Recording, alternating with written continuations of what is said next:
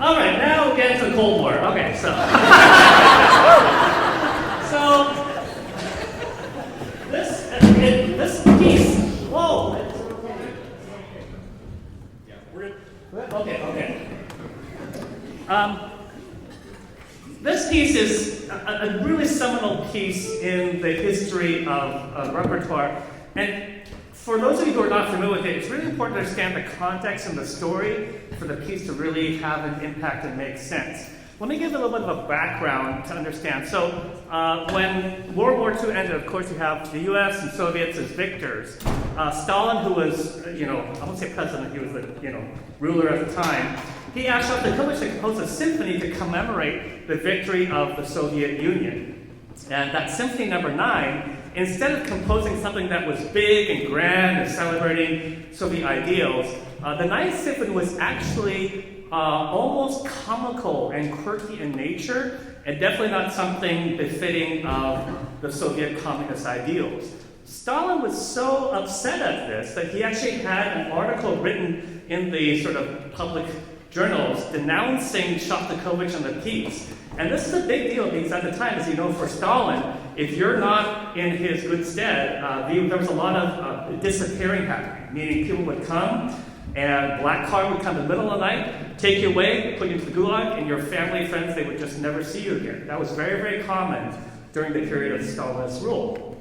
And so Shostakovich was very much fearing of his life during this period. He didn't write any symphonies for another 8 years until 1953. Now, what happens in 1953? Stalin passes away in March 1953. Shostakovich writes a symphony number 10 that later that year published it, without, of course, the fear of Stalin over his head. So, very important because this piece is not only a reflection of what Shostakovich felt about the Stalinist rule, but also his personal sort of fear and tension he had with Stalin. All right, so that's the context from the 9th and the 10th Symphony. Now, let me walk you through the 4 movements. There's 4 movements. The first movement, I will preface by saying it is long. All right, so it's 19 minutes. You can almost think of the first movement as its own little tone poem, if you will. That's kind of what I want to think about, is that that's a tone poem. Now, it really starts with the strings articulating sort of the hardship and of the Soviet era. You'll hear that sort of steady quarter note beat. And what I want you to hear for first is the clarinet. And it's a solo clarinet that I feel represents a single voice of resistance to what it's like living in that rule, right? And as that singular voice happens, you'll start to see 8 notes mobilize in the string. It's almost like she's having an impact and convincing people, hey, maybe there's a better way. Maybe we should start pushing back against this regime. But then you'll hear that the Soviet establishment comes in with these quarter notes, blah, blah, blah, blah, and there's almost like I would say a little skirmish that happens. And the resistance, they kind of come back. And so that first approach was not successful. By the way, I'm making this up. This is what the story is in my head. I don't want you to think this is exactly like a storyline. I have this in my head, so it needs to make more sense to me, and I hope it makes sense to you, right? So now, just, editorial liberties I'm taking here, right? So then, what ends up happening now, I'm listening to the bassoons, including the contra. It's almost like this is wisdom. You have the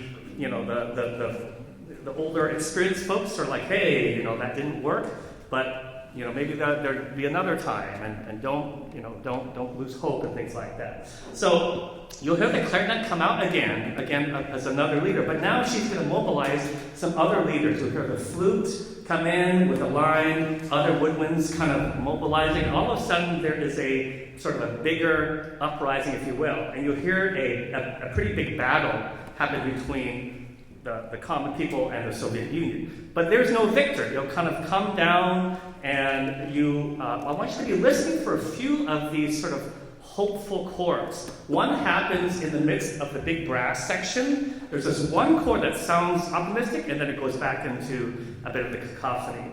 And at the end of this movement, you'll hear another hopeful chord that's kind of exchanged between the violas and cello. These 3 chords. And then the piccolo comes in, and you have this almost ethereal string chord, but she sets us back into reality and says, oh, no, actually, the battle has not yet been decided. And it ends with the piccolo in this sort of uncomfortable state of what's going to happen next. So that is the first movement, all right? So just plan for that. The second movement, yeah, that's the story. That's in here. This is my story. Yeah, you can make up your own story about it. I have no problem. If you have a different story you can think of, that's also good. For me, it's helpful to have a story. The second movement was actually pretty short, 5 minutes, and it was said to depict Shostakovich's impression of Stalin. It's very fast, chaotic, out of control, and very exciting. That's all I'll say about that movement. It kind of speaks for itself. Now, the third movement, I think of as being a representative of routine life. You're going to hear the opening sounds like kind of like the boring routine of living in the Soviet regime. Now, here's where things get interesting. This movement is where Shostakovich introduces the notion of expressing people through the notes of the music. And there's two instances. It starts with himself, Shostakovich himself. And the notes are D, E flat, C, B. And in German, basically, the E flat is S, E, S, which sounds like S. And then the B is actually an H in German.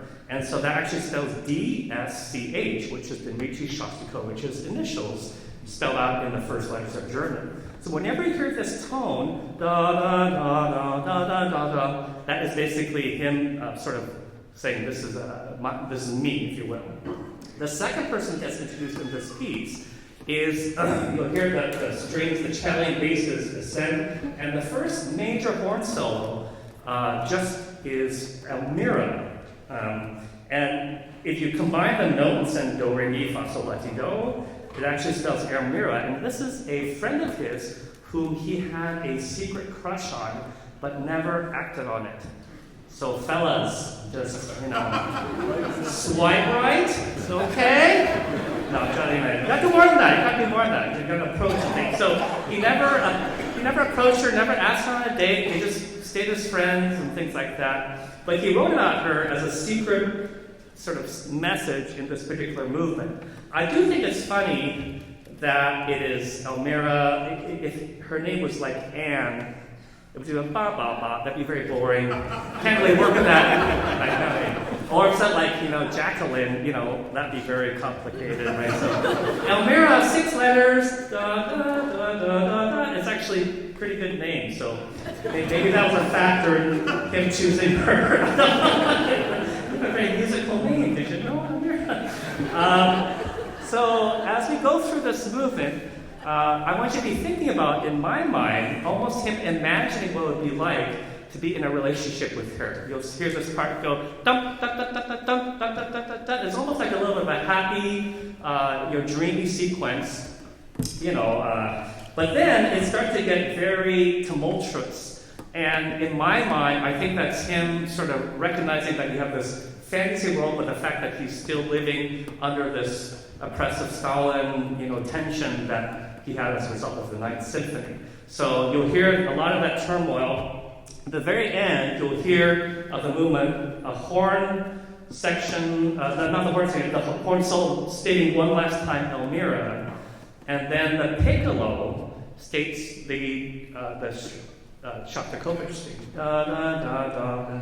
So you really have this almost like these two people, very isolated, nothing ever happened, and that's kind of his life. So a bit not a good romantic ending there, but so that's the third movement. Yeah.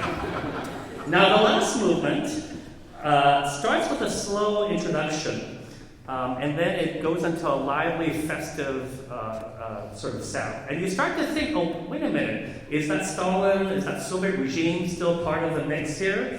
And indeed it is. As the festivities continue to happen, you start to hear the Soviet oppression start to come in, and there's a really, really big battle. And what I want you to listen for is at the end of this battle, you will hear the Shostakovich four notes, da, and played the brass, da, da, da, da, and this gong, like that. And I think of that gong as basically Stalin kicking the fucking thing. Why? Because after that, it's almost this funereal type of passage here, played by the strings, by the woodwinds, da, da, da, da. And of course, that's the obligatory mourning of Stalin's passing. But Shostakovich, being the cheeky person he is, says, well, do I really want to be so sad, or is this a cause for celebration? And so, in the middle of this sort of mourning, he has the bassoon, which is appropriate because David is a goofball himself. Interrupt this by going boom, boom, boom, boom, boom, boom, boom, da, and basically the last 2 minutes of the piece are really a true celebration and the liberation of Shostakovich and the people, and that's the way I look at it.